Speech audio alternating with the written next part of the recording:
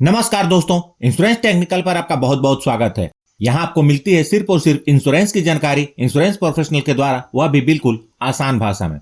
आज हम जानने वाले हैं IRDAI के master circular on health insurance business के बारे में, जिसे IRDAI ने 29 मई 2024 को जारी किया है। इस सर्कुलर को IRDAI ने सभी जनरल, हेल्थ और लाइफ इंश्योरेंस कंपनियों के लिए जारी किया है। इस सर्कुलर का उद्देश्य बीमा धारकों को मदद पहुंचाना है। आज के डेट में हेल्थ इंश्योरेंस बिजनेस की सर्विसिंग की हालात देश में उतने अच्छे नहीं हैं, खास करके रिटेल बिजनेस के। हम सभी हेल्थ इंश्योरेंस की पॉलिसी लेते हैं ताकि हॉस्पिटलाइजेशन के कठिन दौर में मदद मिल सके, लेकिन कई बार हॉस्पिटलाइजेशन के बाद लोगों को पता चलता है कि उनकी पॉलिसी में उस बीमारी की कवरेज ही नहीं है, या फिर है तो उसमें सब लिमिट है, और साथ ही साथ ज्यादातर मामले में अप्रूवल आने में काफी समय लग जाता है। और इस दौरान हॉस्पिटल वाले ट्रीटमेंट स्टार्ट करने के लिए बीमा धारक से पैसा डिपॉजिट करने का दबाव डालते रहते हैं। वहीं डिस्चार्ज के बाद बीमा धारक को इंश्योरेंस की प्रक्रिया पूरी करके घर जाने में भी काफी समय लगता है,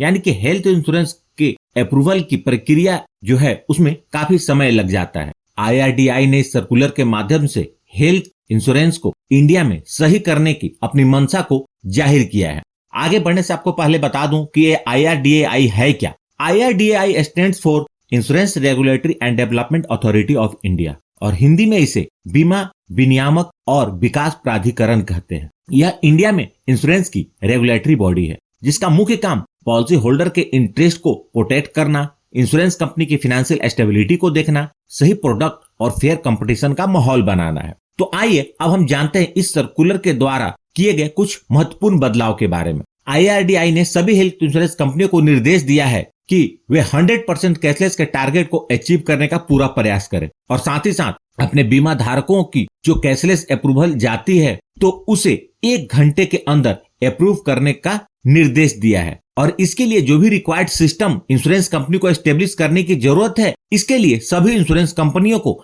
31 जुलाई 2024 तक का समय दिया है, यानी कि 1 अगस्त से 1 घंटे के अंदर इनिशियल अप्रूवल आने लगेंगे। वहीं यदि डिस्चार्ज के बाद फाइनल अप्रूवल की बात करें तो इंश्योरेंस कंपनियों को इसके लिए 3 घंटे का समय दिया गया है, यानी कि इंश्योरेंस कंपनी को TPA को मिलाकर 3 घंटे के अंदर फाइनल अप्रूवल देना होगा। आज के डेट में हालात ऐसे हैं कि सुबह डिस्चार्ज होता है तो मरीज को घर जाते जाते शाम हो जाती है, या दिन का डिस्चार्ज होता है तो मरीज को जाते जाते शाम या रात भी हो जाती है। और कभी कभी तो ऐसी सिचुएशन आ जाती है कि समय पर डिस्चार्ज की प्रक्रिया पूरे नहीं होने के कारण हॉस्पिटल उस दिन का भी बेड का बिल ऐड कर देती है, जिसे इंश्योरेंस कंपनियां पे नहीं करती। तो यहाँ IRDAI ने एक और निर्देश दिया है कि यदि क्लेम की प्रक्रिया में डिले होने के कारण हॉस्पिटल का बिल बढ़ता है तो इसका भुगतान इंश्योरेंस कंपनी करेगी, या हॉस्पिटल वाले कोई एक्स्ट्रा चार्ज लगाते हैं तो भी उसका भुगतान इंश्योरेंस कंपनी करेगी। बहुत सारे लोगों के साथ ऐसा होता है कि वह एक से ज्यादा पॉलिसी में कवर्ड होते हैं। यदि वो कोई जॉब करता है तो उनकी कंपनी ने पॉलिसी लेकर रखा, और उस पर्सन ने अपनी खुद की भी पॉलिसी ले रखी है, तो उनकी 2 पॉलिसी हो गई। वहीं आज के डेट में कुछ लोग अपने बेस पॉलिसी और सुपर टॉपअप पॉलिसी लेकर के अपने कवरेज को इनहांस करते हैं, तो सुपर टॉपअप की पॉलिसी कभी कभी अलग भी हो सकती है। तो ऐसे केस में IRDAI ने कहा है कि जो इंश्योरेंस कंपनी कैशलेस की फैसिलिटी प्रोवाइड करा रही है और उस बीमित व्यक्ति के पास कोई दूसरी पॉलिसी है, यदि वो दूसरे इंश्योरेंस कंपनी की भी है, तो भी कैशलेस देने वाली कंपनी को दूसरी इंश्योरेंस कंपनी के साथ कोऑर्डिनेशन करके दूसरी कंपनी से भी कैशलेस का अप्रूवल दिलाने में उसकी मदद करनी होगी। आगे एक और भी महत्वपूर्ण कदम IRDAI ने उठाया है, और वह है इम्प्लीमेंटेशन ऑफ एम्बुड्समेंट अवार्ड का। आमतौर पर एम्बुड्समेंट जब अवार्ड करते हैं, यानी कि क्लेम के टाइम पर कोई मैटर डिस्प्यूट में आता है, तो एक इंडिविजुअल इंश्योरेंस एम्बुड्समेंट में अपनी आवाज को उठा सकते हैं, और वहां यदि एम्बुड्समेंट अवार्ड करते हैं तो बीमित व्यक्ति को क्लेम का भुगतान होता है। तो आमतौर पर छोटे क्लेम के भुगतान इंश्योरेंस कंपनियां तुरंत कर देती थी, लेकिन अमाउंट बड़ा होता था तो वो कोर्ट के रास्ता अख्तियार करती थी।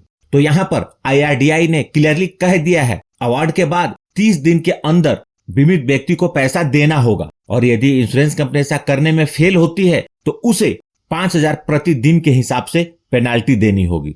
और जो गवर्नमेंट द्वारा पहले के सर्कुलर का जो इंटरेस्ट रेट बताया गया है, यह उससे एक्स्ट्रा में होगा। और एक चीज जो मुझे अच्छी लगी वह है कस्टमर इंफॉर्मेशन शीट का प्रोविजन। आमतौर पर जब भी कोई पॉलिसी लेता है तो इंश्योरेंस कंपनी 50-60 पेज की एक पॉलिसी दे देती है, और जिसे पढ़ना एक आम आदमी के बस की बात नहीं होती। और पढ़ भी ले तो भी समझना, आप समझ ही सकते हैं कि क्या हालात होते हैं। तो ऐसे केस के लिए IRDAI ने इंश्योरेंस कंपनी को निर्देश दिया है कि एक कस्टमर इंफॉर्मेशन शीट बनाकर पॉलिसी की जो बुनियादी चीजें हैं उसको सरल भाषा में प्रदान करे। और इतना ही नहीं, बीमा धारक के रिक्वेस्ट पर इस कस्टमर इंफॉर्मेशन शीट को लोकल लैंग्वेज में भी प्रोवाइड कराएं। यदि कोई व्यक्ति चाहता है कि उसी कस्टमर इंफॉर्मेशन शीट मराठी में मिले तो मराठी में मिलेगी, गुजराती चाहिए तो गुजराती में मिलेगी, बंगाली चाहिए तो बंगाली में मिलेगी, हिंदी चाहिए तो हिंदी में मिलेगी। यहाँ IRDAI ने एक और भी बहुत ही बेहतरीन कदम उठाया है, वह है payment of claim during grace period. यदि कोई व्यक्ति